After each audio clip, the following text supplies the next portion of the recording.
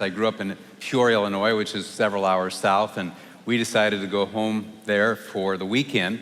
At that time, I wore contact lenses, and I got to Peoria, and I was going to bed, and I realized I had forgotten my contact lens case. So what am I going to do? So I decided to improvise. I got 2 juice glasses, filled them with water, and took my one contact out, put it in the juice glass, took the other one out and put it in, and then I took both juice glasses and placed them on the back of the toilet and went to bed. Don't get ahead of me.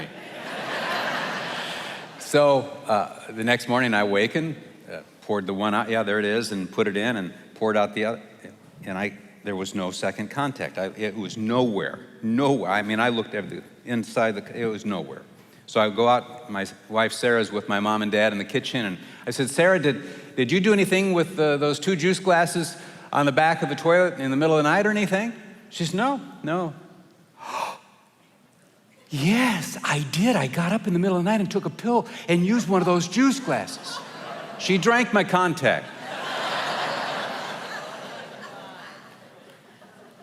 I was in disbelief. I couldn't believe it. I said, I can't believe that you drank my contact. She said, well, I can't believe that you put your contact in a juice glass. Well, I can't believe that you drank out of a juice glass on the back of a toilet. And we had this moment of heated fellowship.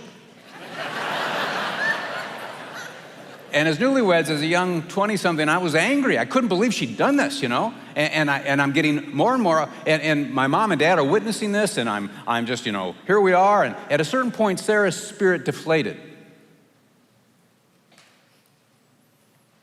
Have you ever had a conflict with someone like your spouse or close family member when you have an issue that's going on here, when suddenly the issue is no longer the issue,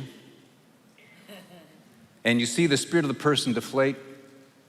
My question is, what is the issue when the issue isn't the issue?